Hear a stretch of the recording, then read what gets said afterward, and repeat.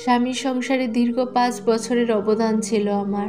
বিয়েটাও আমার নিজের পছন্দের ছিল, কিন্তু আমি বুঝতে পারিনি বিয়ের পরে আমার অতি চেনা মানুষটার রূপ বদলে যেতে দেখব, যখন কিনা তার কাছে আমার মূল্য হয়ে উঠবে চাকরের মতো। বিয়ের পর দিন থেকে আমার স্বামীকে দেখছি একপাক্ষিকভাবে পরিবারের সবাইকে সাপোর্ট করতে, শুধু আমাকে ছাড়া। ওর কাছে আমার কোনো মূল্য ছিল না। ওর দুটো বোন ছিল যাদেরকে আমি যথাসাধ্য সম্মান করতাম, সব প্রয়োজনেই তাদের অন্যতম হাতিয়ার হতাম। কিন্তু তবুও নাকি তারা তাদের ভাইয়ের কাছে আমাকে নিয়ে নানান অভিযোগ করত। বোধহয় আমার স্বামী তাদের এসবকে অনেক প্রশ্রয় দিত, আর তাই সত্য মিথ্যা মিলিয়ে বলার সুযোগ পেত, যার প্রভাব বিয়ের 3 মাসেই পড়েছিল। আর সে তখনই আমার গায়ে প্রথম হাত তুলেছিল।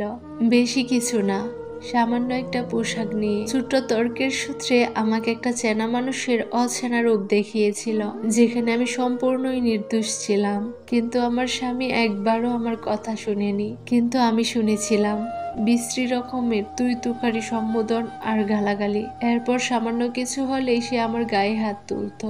পুরো ঘটনা বলতে চাইলে মুখে মুখে তর্কের অপবাদে আরো বেশি ক্ষিপ্ত হতো, আর আমায় খারাপভাবে গালিগালাজ করতো।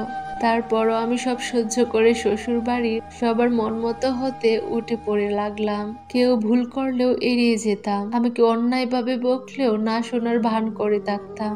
আমার শাশুড়ি কয়েক বছর পর্যন্ত আমার সাথে কারণে অকারণে লেগে থাকতো, কিন্তু আমার বিয়ের 3 বছরের মাথায় আমার শাশুড়ি গোসলখানায় পা পিছলে পড়ে কোমর ভেঙে ফেলেন।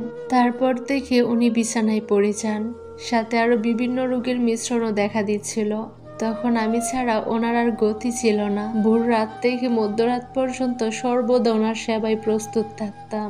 ততদিনে আমার 2 জন ননদের মধ্যে একজনের বিয়ে হয়ে গেল, আরেকজন বাকি রইল। একজন চলে যাওয়া আবার মায়ের করুণ অবস্থার পর সেও আমার ছুটি খোঁজা বন্ধ করে দিল। অতঃপর আমার উপর সকলের নির্ভরতা এসে জড়ো হলো। কমে গেল যাবতীয় অভিযোগ। শুধু একজন আগের মতোই, আমার স্বামী। বোধহয় বিয়ের পর থেকে আমার উপর যাচ্ছে তাই ব্যবহার করতে করতে সে অভ্যস্ত হয়ে গেছে। এখন ভালো ব্যবহার করতে তার গায়ে লাগে, কিংবা আত্মসম্মানে।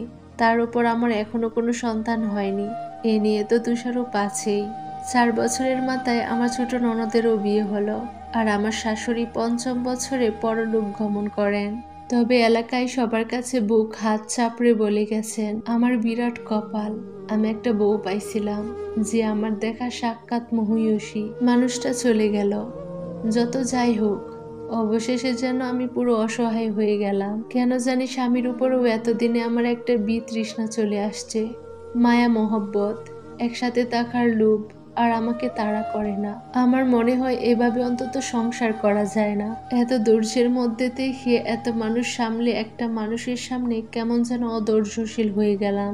শুধু মনে হচ্ছিল ওকে ছাড়াই আমি ভালো থাকবো। ছেড়ে দিলাম আমি, সব ছেড়ে চলে আসলাম। আসার সময় অবশ্য সে জানতো না আমার এই আশাটাই শেষ আশা। আমি যখন বলছিলাম বাড়ি আসবো, সে তখন মাথা নাড়িয়ে বলছিল ও যাও। আমি একদম কান্না করিনি, কোনো কান্না পাইনি আমার।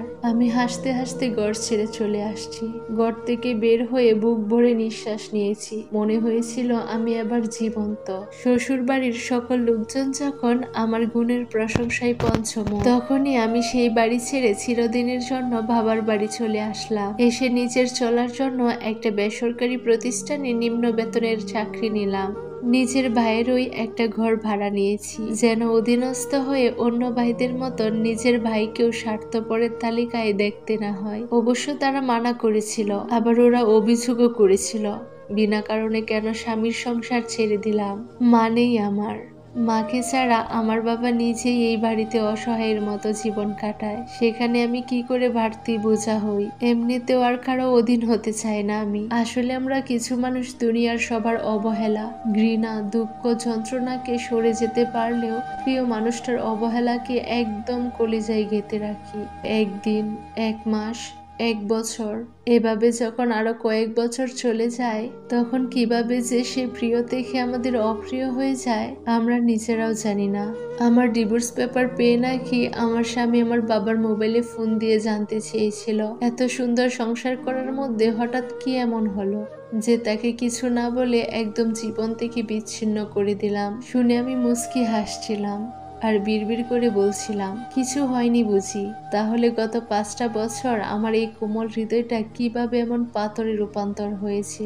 তুমি ছেড়ে আসার কারণ পাচ্ছ না, কারণ বইয়ের বাহিকটা সুন্দর দেখছো বলে ভেবে নিয়েছ সে দিব্যি আছে আর এভাবেই দেখে যাবে।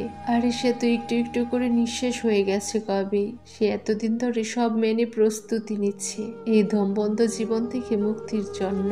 প্রথম যখন অত্যাচারিত হয়েছিল তখন সে চাইলেই পারত না তোমাকে ছেড়ে দিতে, কারণ তখন তার বুকে তোমার জন্য অগাধ মায়া ছিল, যে মায়া এতটাই কঠিন যা ছেড়ে দিলে সে তখনই প্রাণ হারাতো। কিন্তু তারপর কি হলো?